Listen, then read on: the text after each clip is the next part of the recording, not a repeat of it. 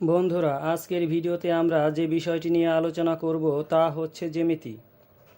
আজকের ভিডিওতে আমরা মোট 15টি জ্যামিতি শিখব।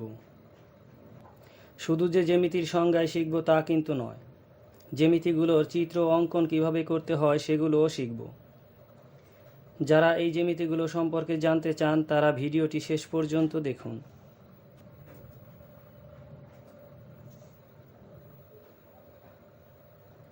বন্ধুরা, যেহেতু আজকে আমরা বিভিন্ন প্রকার জ্যামিতি সম্পর্কে আলোচনা করব, তাই অন্য জ্যামিতিক সংজ্ঞা শেখার আগে জ্যামিতি কাকে বলে বা এর সংজ্ঞাটা কি সেইটা আগে জানি। তো চলুন শুরু করি। জ্যামিতি কাকে বলে? জ্যা অর্থ ভূমি আর মিতি অর্থ পরিমাপ। সুতরাং জ্যামিতি অর্থ হচ্ছে ভূমির পরিমাপ। তাই আমরা বলতে পারি যে শাস্ত্র পাঠ করলে ভূমির পরিমাপ সম্পর্কে জানা যায় তাকে জ্যামিতি বলে।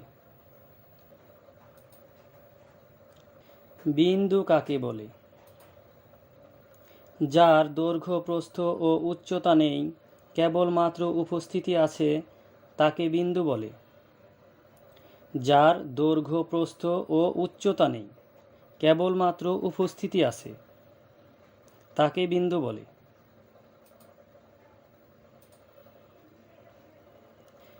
এটি হচ্ছে বিন্দু।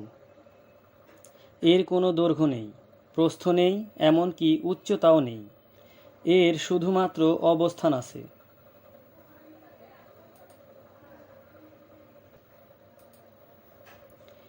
রেখা কাকে বলে? যার দৈর্ঘ্য আছে কিন্তু প্রস্থ বা উচ্চতা নেই, তাকে রেখা বলে। যার দৈর্ঘ্য আছে কিন্তু প্রস্থ ও উচ্চতা নেই, তাকে রেখা বলে।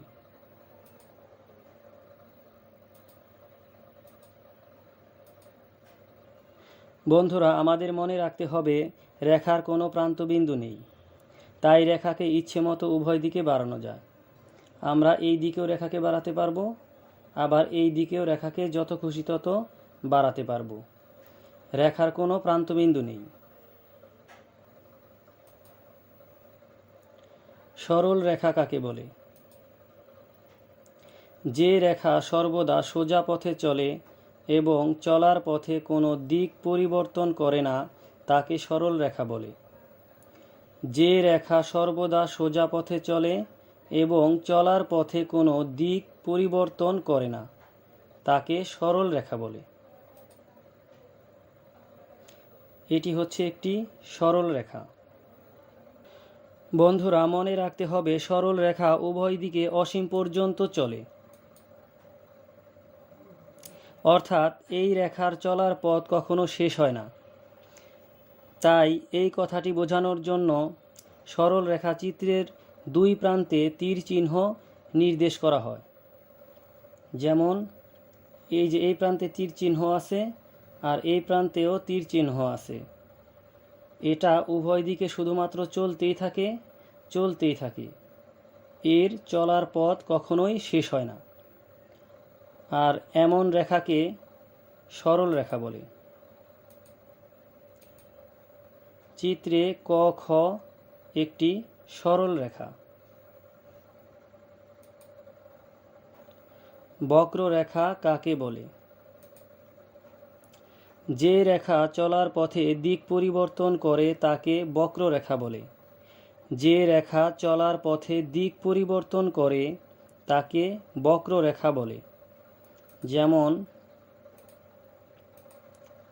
ক, খ হচ্ছে একটি বক্ররেখা, কারণ এটা চলার পথে দিক পরিবর্তন করে, অর্থাৎ আঁকাবাঁকা পথে চলে। যেহেতু রেখাটি আঁকাবাঁকা পথে চলে, তাই এটি হচ্ছে একটি বক্ররেখা।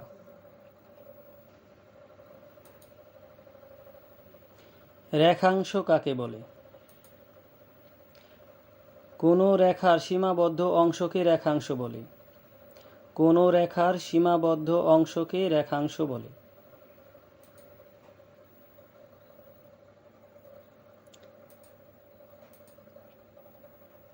এখানে ক আর খ হচ্ছে একটি রেখা। এখন আমরা এই অংশটুকু কেটে দিলাম। এখন ক আর গ হচ্ছে একটি রেখাংশ। বন্ধুরা, একটি কথা মনে রাখতে হবে, রেখাংশ যেহেতু সুনির্দিষ্ট, তাই একে কোনো দিকে বাড়ানো যায় না। তল কাকে বলে?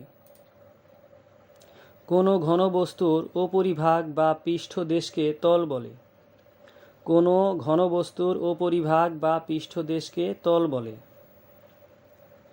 বন্ধুরা, তল অঙ্কন করা একটু কঠিন, তো চলুন তল কিভাবে অঙ্কন করতে হয় সেইটি মনোযোগ দিয়ে দেখি।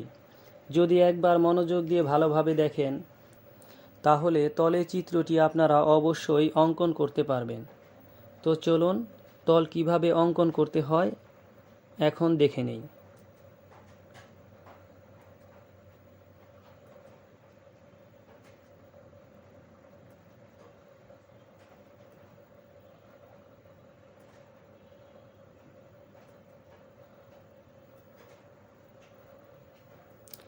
এটি হচ্ছে তল। আশা করি তলে চিত্রটি এখন আপনারা অঙ্কন করতে পারবেন। কোণ কাকে বলে? দুইটি সরল রেখা একটি নির্দিষ্ট বিন্দুতে মিলিত হলে যেটি উৎপন্ন হয় তাকে কোণ বলে। দুইটি সরল রেখা একটি নির্দিষ্ট বিন্দুতে মিলিত হলে যেটি উৎপন্ন হয় তাকে কোণ বলে। যেমন এটি হচ্ছে একটি সরল রেখা আর এটি হচ্ছে একটি সরল রেখা। এই দুইটি সরল রেখা একটি নির্দিষ্ট বিন্দুতে মিলিত হয়েছে, তাই এটি হচ্ছে কোণ।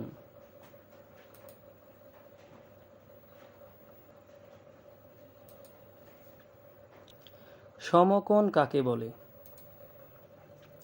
একটি সরল রেখার ওপর অন্য একটি লম্ব টানলে এবং লম্বের দুই পাশে অবস্থিত ভূমি সংলগ্ন কোণ দুটি সমান হলে প্রতিটি কোণকে সমকোণ বলে।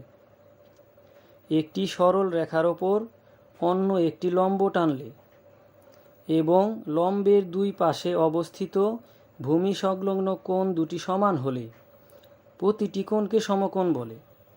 যেমন এটি হচ্ছে একটি সরল রেখা, এর ওপর এখন আমরা একটি লম্ব টানব। এখন এই অংশটিকে বলা হচ্ছে সমকোণ। আমরা জানি এক সমকোণ সমান সমান 90 ডিগ্রি, তাহলে এটি হচ্ছে আমাদের সমকোণ। আশা করি এখন বুঝতে পেরেছেন। সূক্ষ্মকোণ কাকে বলে? এক সমকোণ অপেক্ষা ছোট কোণকে সূক্ষ্মকোণ বলে। এক সমকোণ অপেক্ষা ছোট কোণকে সূক্ষ্মকোণ বলে। আমরা জানি এক সমকোণ সমান 90 ডিগ্রি, তার মানে হচ্ছে সূক্ষ্মকোণ হতে হলে অবশ্যই কোণটিকে 90 ডিগ্রি থেকে ছোট হতে হবে। তো এখন আমরা সূক্ষ্মকোণ কিভাবে অঙ্কন করতে হয় সেই চিত্রটি দেখব।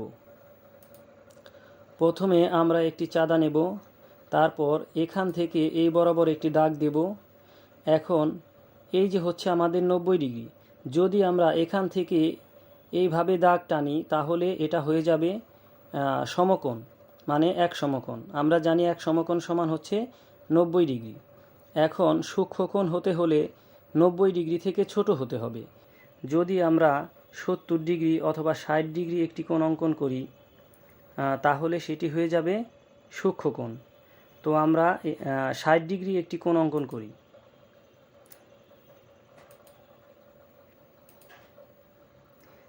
এই কোণের পরিমাপ হচ্ছে 60 ডিগ্রি। আর সূক্ষ্মকোণের সংজ্ঞায় বলা আছে এক সমকোণ অপেক্ষা ছোট কোণকে সূক্ষ্মকোণ বলে। আর যেহেতু এই কোণটির পরিমাপ হচ্ছে 60 ডিগ্রি, অর্থাৎ 90 ডিগ্রি থেকে ছোট, তাই আমরা একে বলতে পারি এটি একটি সূক্ষ্মকোণ। স্থূলকোণ কাকে বলে? এক সমকোণ অপেক্ষা বড় কিন্তু দুই সমকোণ থেকে ছোট কোণকে স্থূলকোণ বলে। এক সমকোণ অপেক্ষা বড় কিন্তু দুই সমকোণ থেকে ছোট কোণকে স্থূলকোণ বলে। তো বন্ধুরা, চলুন এখন আমরা দেখে নেই স্থূলকোণ কীভাবে অঙ্কন করতে হয়। প্রথমে আমরা একটি চাঁদা নেব। তো চাঁদাটি কাগজের উপর বসাবো এবং এই বরাবর একটি সরল রেখা টানব। তারপর এই বরাবর একটি সরল রেখা টানব। এখন এই হচ্ছে আমাদের 90 ডিগ্রি। এখন এই কোণটির মান হচ্ছে 130 ডিগ্রি, অর্থাৎ 90 ডিগ্রি থেকে বড়। আর স্থূলকোণের সংজ্ঞায় কিন্তু বলা আছে এক সমকোণ অপেক্ষা বড় কিন্তু দুই সমকোণ অপেক্ষা ছোট কোণকে স্থূলকোণ বলে। তাহলে এক সমকোণ হচ্ছে 90 ডিগ্রি, তাহলে এক সমকোণ অপেক্ষা বড় আছে এই কোণটি এক সমকোণ অপেক্ষা বড় আছে। আবার 180 ডিগ্রি থেকে আবারও ছোট আছে, মানে দুই সমকোণ থেকে ছোট আছে। তাই আমরা বলতে পারি এটি একটি স্থূলকোণ। সরল কোণ কাকে বলে? দুইটি সরল রেখা পরস্পর সম্পূর্ণ বিপরীত দিকে গমন করলে রেখাটির দুই পাশে যে কোণ উৎপন্ন হয় তাকে সরল কোণ বলে। দুইটি সরল রেখা পরস্পর সম্পূর্ণ বিপরীত দিকে গমন করলে রেখাটির দুই পাশে যে কোণ উৎপন্ন হয় তাকে সরল কোণ বলে। এখন সরল কোণ কিভাবে অঙ্কন করতে হয় সেটি আমরা দেখব।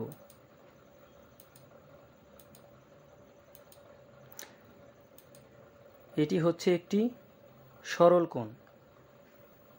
সরল কোণের সংজ্ঞা আমরা এইভাবে বলতে পারি, যে কোণের পরিমাপ 180 ডিগ্রি তাকে সরল কোণ বলে।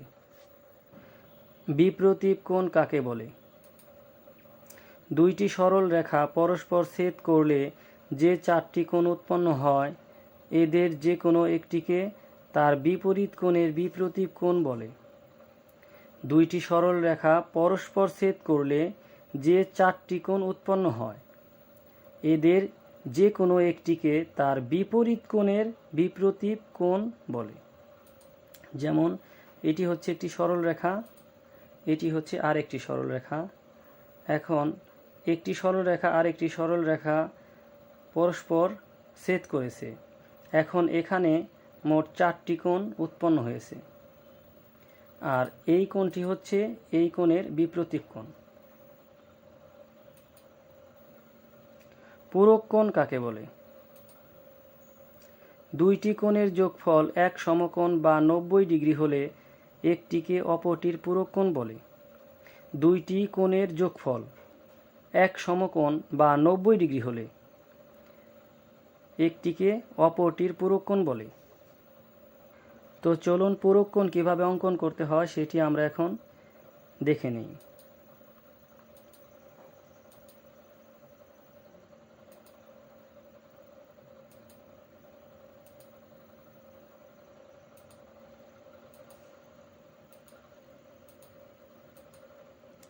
এটি হচ্ছে একটি পূরক কোণ, কারণ সংজ্ঞায় বলা আছে দুইটি কোণের যোগফল এক সমকোণ বা 90 ডিগ্রি হলে।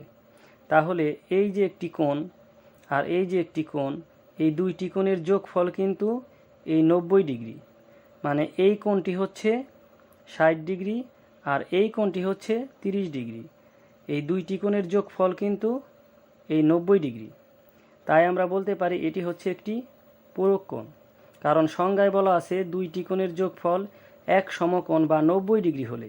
তাহলে আমরা দেখতে পাচ্ছি এই দুইটি কোণ, এই যে একটি কোণ আর এই যে একটি কোণ, এই দুইটি কোণ যদি আমরা যোগ করি তাহলে এদের যোগফল হবে 90 ডিগ্রি। তাই এটি হচ্ছে একটি পূরক কোণ। এইটির পূরক কোণ হচ্ছে এইটি। সম্পূরক কোণ কাকে বলে? দুইটি কোণের যোগফল 180 ডিগ্রি বা দুই সমকোণ হলে একটিকে অপরটির সম্পূরক কোণ বলে। দুইটি কোণের যোগফল যদি 180 ডিগ্রি হয় বা দুই সমকোণ হয়, তাহলে একটিকে অপরটির সম্পূরক কোণ বলে। তো চলুন এখন আমরা সম্পূরক কোণ কীভাবে অঙ্কন করতে হয় সেটি দেখি।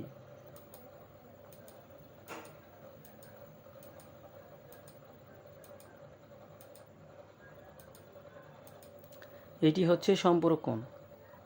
এই কোণটি হচ্ছে আমাদের 130 ডিগ্রি, আর এই কোণের পরিমাপ হচ্ছে 50 ডিগ্রি। তো দুইটি মিলে হচ্ছে, তাহলে দুইটি কোণের যোগফল হচ্ছে 180 ডিগ্রি।